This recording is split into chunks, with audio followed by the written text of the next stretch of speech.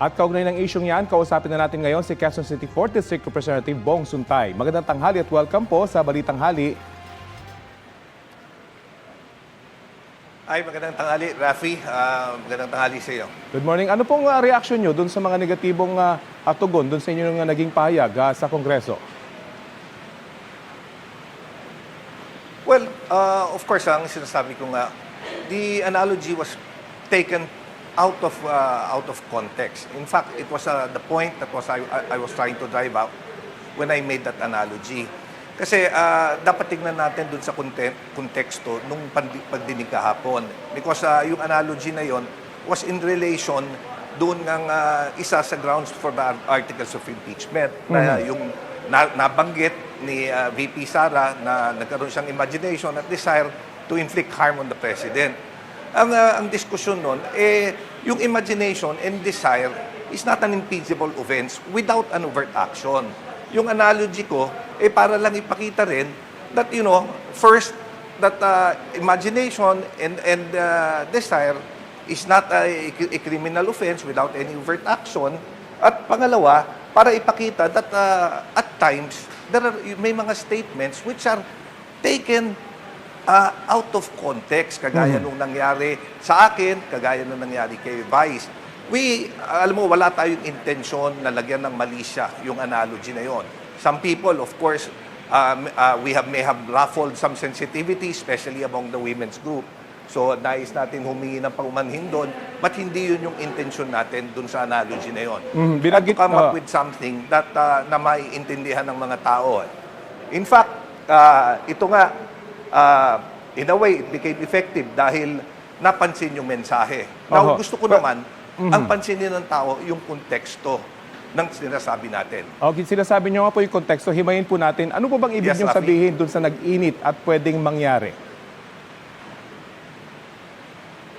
Yung sabi ko may desire na nag-init. Ang ang interpretasyon ko doon, nakita ko yung crush ko. At ang imagination, na-imagine ko na nililigawan ko siya at naging girlfriend ko siya. Pero siguro hindi naman ako makakasuhan kasi may asawa ako dahil bigamy. Hindi ko pwedeng kasuhan ng bigamy pagka imagination lang. 'Di ba? Yun yung punto ko. Hindi naman malicious. In fact, the whole scenario was a fictitious scenario. Gayon pa man ang congressman, bagamat in hindsight dahil na, hindi ko naman talaga nakita si Ann sa Shangri-La. Opo. In hindsight mo, tapos na po yun eh. Kaya lang, aminado ho ba kayo na pwedeng gumamit kayo ng mas akmang analogy po siguro na hindi magiging controversial? Well, alam mo, unang-una, yun ang unang pumasok sa isip ko dahil the night before, yung aking kaibigan, kwinento sa akin, nakasama niya yung asawa niya, nanood siya ng pelikula ni Ann Curtis. Wala akong maisip na ibang pangalan ng artista. Kaya yun yung nabanggit kong pangalan at nagamit sa analogy.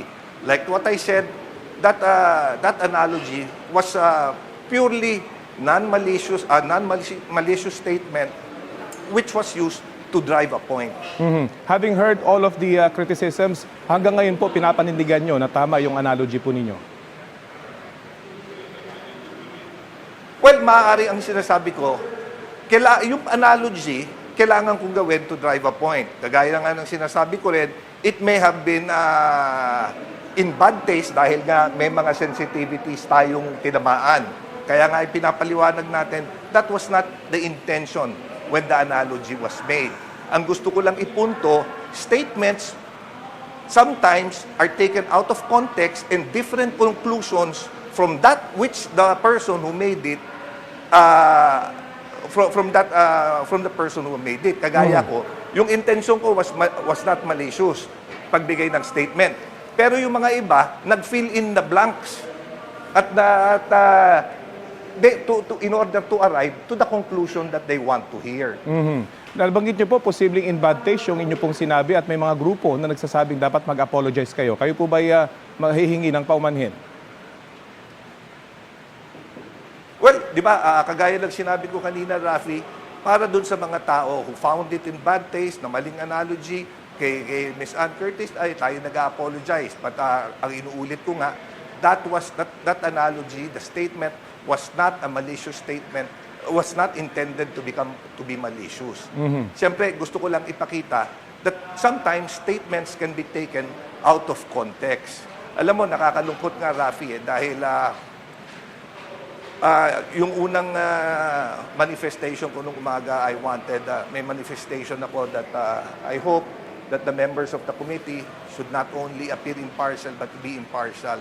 That we use the same standards nung dinispose namin yung impeachment complaint kay Presidente, yun din yung the same standards be used for the Vice President. Yun yung pakiusap ko. Sadly, hindi yun yung pinikap ng media. Ang pinikap yung Ann Curtis na statement. Opo, Ang nakakalungkot, ang dami-daming problema ng ating bansa. Medyo And, marami po kasi nagpo-focus nag-react doon sa tayo inyong mga dito. marami po kasi nag-react doon sa inyong mga sinabi at hindi naman po pwedeng Oo. ignore ng media yung fact na yon. Kaya nga. Open po ba kayong sumailalim sa gender Oo. sensitivity training tulad ng mungkahi ni Representative Percy Sendanya? Alam mo, kagaya ng sinabi ko, that statement was purely taken out of context. Ang kailangan tignan yung kabuuan na disposisyon ko, ang mga panukalang na-file ko, at ang mga action ko. Yun ang kailangan tignan. May mga akusasyon din po na tinagtatanggol niyo raw po ang BC. Nabanggit niyo nga dapat maging patas ang lahat at maging impartial. Pero may mga ganong akusasyon po. Nasa inyo po pagkakataon Oo. kung inyo pong tutugunan yon. Well, alam nyo, kung napanood nyo yung impeachment complaint against the President, I also gave the same observation to defend the President. In fact, I voted that the impeachment complaint against the President was not sufficient in substance. Panghuli na lamang po, baka may mensahe po kayo So dun sa I'm mga... just, ang pagboto natin at mga statement is based on appreciation natin dun sa complaint which was filed. Okay, baka may mensahe po kayo sa mga nag-react dun sa inyong pang sinabi at siguro kaya Ann Curtis mismo, nasa inyo pong pagkakataon. Kagaya ng binanggit ko, of course, that analogy, the statement was not meant to be malicious, but if it was taken out of context, if it hurt o nakasakit ito ng sensitivity, especially ni Ms. Ann Curtis, tayo yung nag-apologize dyan. At siyempre, sa mga kababaihan in general. But as I mentioned, it was not intended to be a malicious statement. At it was just an analogy that I intended to drive a point. Okay, maraming salamat po sa oras na binahagi nyo sa At Balitang Halik. nirespeto natin siyempre ang mga kababaihan. Okay, salamat po. Okay, maraming salamat. Yan po si Quezon City 4th District Representative Bong Suntay.